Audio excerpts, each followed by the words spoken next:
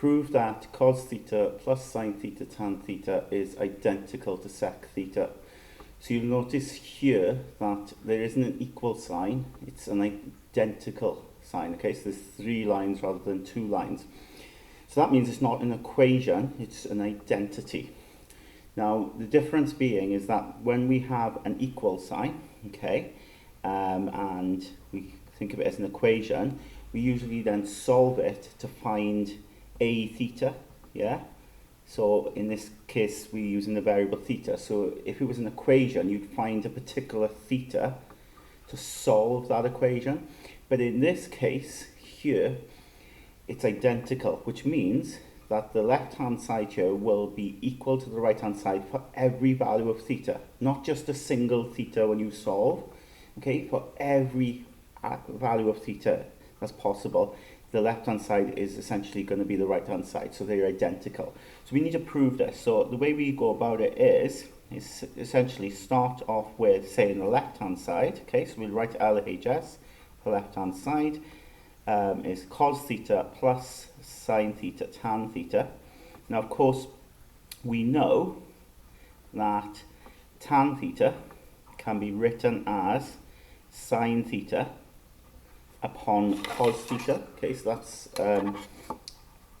that's another identity as such in itself. But we can quote that. Okay, we can actually state tan theta is sine theta over cos theta. We learned that previously. And we can use that sort of identity there, okay, because we're expected to know that.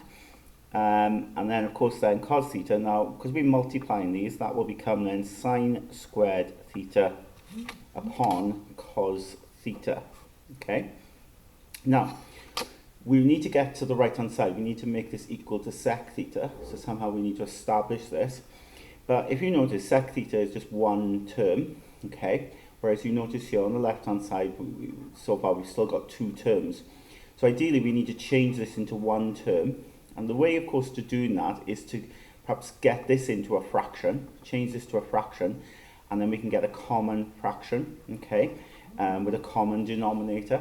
Now, in that case, we need to have this, we need to have a denominator for this. So we can rewrite, of course, cos theta as cos theta over 1.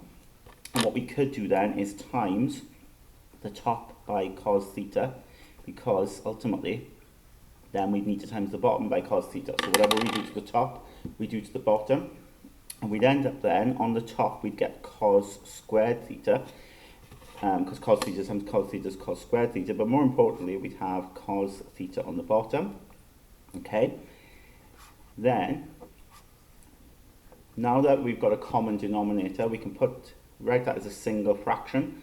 So we'll have cos squared theta plus sine squared theta all over then cos theta. And of course then we recognize the other identity which we learned previously, and we're allowed to just quote it. Cos squared theta plus sine squared theta we know is 1 over cos theta.